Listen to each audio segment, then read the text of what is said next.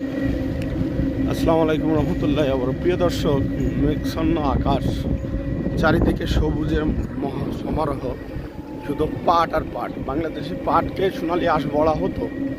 এটার বড় কারণ যে বাংলাদেশের প্রতিটা ঘরে ঘরে দেখেন, যেদিকে চোখ যাবে শুধু মাঠকে মাঠ, পাট আর পাট। আমরা যাচ্ছি যে গ্রামের মধ্যে দিয়ে, আমরা ভ্যানের উপরে আজকে দেখছেন, এদিকেও পাট সবুজ, এদিকেও পাট। গ্রামের মেঠো পথ, দেখেন পাট, দেখেন মাঠকে মাঠ, আর ওই দূর আকাশে মেঘ জমেছে। আল্লামা দেলোয়ার হোসেন সাঈদীর একটা কথা মনে পড়ে গেল যে বাংলার আকাশে ভাগ্যাঘাটে কালো মেঘ দেখা যাচ্ছে, মনে আছে? দেখেন তো, এইসব কথাবার্তা বলতে বুঝেই তো ফ্যাসিবাদের সময় ওনাকে হত্যা বলা যায়, হত্যাই করলে। এই যে দেখেন কাঁঠাল নিয়ে যাচ্ছে, এই যে কাঁঠাল নিয়ে যাচ্ছে, এই দেখেন তো পাট আর পাট, দূর আকাশে মেঘ।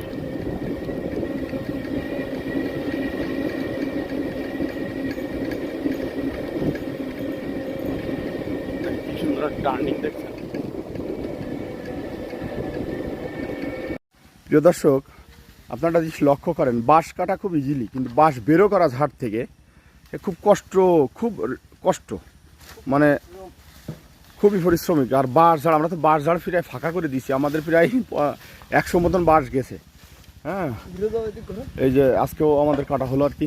একটা পরিকল্পিতভাবে একটা খামার করতে গেলে অবশ্যই বাঁশেরও প্রয়োজন আছে, মেধারও প্রয়োজন আছে, এবং জনবলের প্রয়োজন আছে, এবং দক্ষ নির্দেশনা আর দক্ষ অর্থনৈতিক সাপোর্ট থাকলে ইনশাল্লাহ ভালো কিছু করা যায়।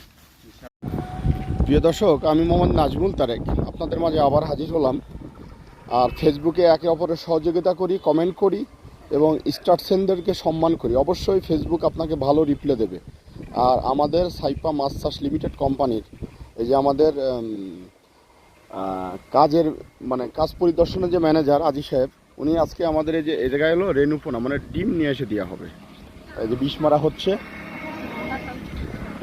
আর এটা হলো একটা রোড, হাইওয়ে রোড, ঠিক আছে? রোডের থেকেই মূলত আমাদের এই যে এটা হলো হাজিপুর, তোমার জগদাল বাজার থেকে সামনে।